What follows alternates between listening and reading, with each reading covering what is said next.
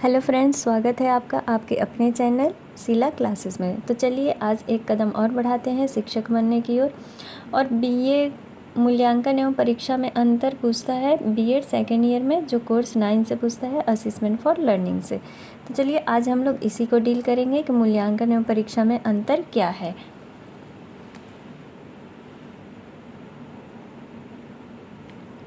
देखिए फ्रेंड्स, मूल्यांकन क्या है। मूल्यांकन जो है वो आधुनिक युग की देन है, जबकि परीक्षा क्या है। परीक्षा मतलब प्राचीन से ही चलता आ रहा है। परीक्षा लिखित रूप से ली जाती है, ये सभी जानते हैं। और परीक्षा ये क्या है, ये पौराणिक रूप से ही चला आ रहा है, हमारे प्राचीन काल से ही चलता आ रहा है। और मूल्यांकन में क्या होता है कि अमूर्त रूप से और मूर्त रूप से दोनों प्रकार का परीक्षण किया जाता है बच्चों का, यानी उनके गुण भाव ये सब देखे जाते हैं और लिखित रूप से भी इसका परीक्षण किया जाता है। तो ये हो गया कि ये आधुनिक युग की देन है मूल्यांकन। मूल्यांकन का क्षेत्र व्यापक होता है, मतलब मूल्यांकन का क्षेत्र क्या है, व्यापक है यानी फैला हुआ है। जबकि परीक्षा का क्षेत्र क्या है कि ये सिर्फ संकुचित है, क्योंकि ये सिर्फ स्कूल और कॉलेज में ही जो परीक्षा लिया जाता है ज्ञानात्मक रूप से, जो बच्चों को पढ़ाया जाता है उसी का परीक्षा लिया जाता है उनके ज्ञान रूप को जांचने के लिए। लेकिन मूल्यांकन में क्या होता है कि इसमें बच्चों के तीनों पक्षों का मूल्यांकन किया जाता है, जैसे भावात्मक, गुणात्मक एवं क्रियात्मक, ये तीनों पक्षों का। तो इसीलिए कहा जाता है कि मूल्यांकन का क्षेत्र व्यापक होता है। जबकि परीक्षा का क्षेत्र क्या है, मूल्यांकन की अपेक्षा संकुचित है यानी छोटा है। तीसरा पॉइंट है, मूल्यांकन लिखित एवं मौखिक दोनों प्रकार की जाती है, जबकि परीक्षा शब्द का प्रयोग प्रायः लिखित परीक्षा के संदर्भ में ही किया जाता है। देखिए ये तो सभी जानते हैं।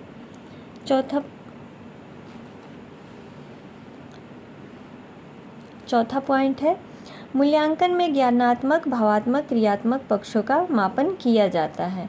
मतलब इसमें बच्चे के हर तरह से मापन किया जाता है, उसके रुचि रुझान, उसकी संवेगों का, उसके नॉलेज का, उसके मानसिक संतुलन, मतलब हर प्रकार से इसका नॉलेज यहाँ मूल्यांकन किया जाता है।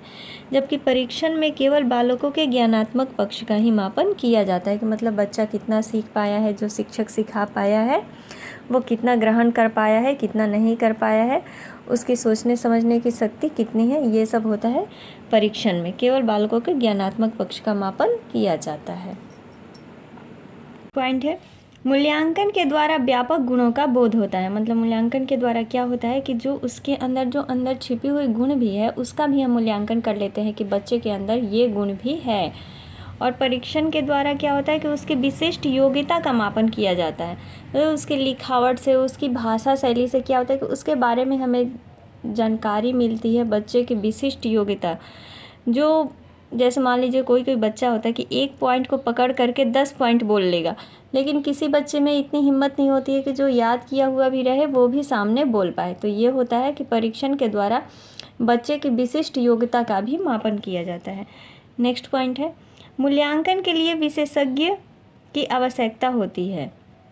मतलब मूल्यांकन कौन करता है, मूल्यांकन जो बड़े बड़े प्रोफेसर होते हैं या जो ऊंचे पदों पर होते हैं वही मूल्यांकन करते हैं। लेकिन परीक्षा का संचालन अध्यापक स्वयं करता है। परीक्षा का संचालन कौन करता है, स्कूल के टीचर ही कर लेते हैं।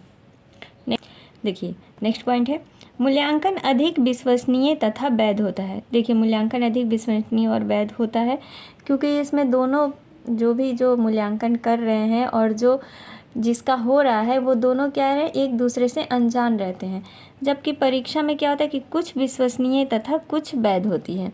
परीक्षा क्या है, परीक्षा कुछ विश्वसनीय क्यों होती है, क्योंकि देखिए इसमें परीक्षा जो टीचर क्योंकि खुद ही क्वेश्चन का निर्माण करता है, तो यहाँ पर ऐसा होता है कि कुछ शिक्षक तो होते हैं जो उनके प्रिय बच्चे रहते हैं उनको बता देते हैं, तो इसीलिए यहाँ पर विश्वसनीयता और वैधता की कमी पाई जाती है।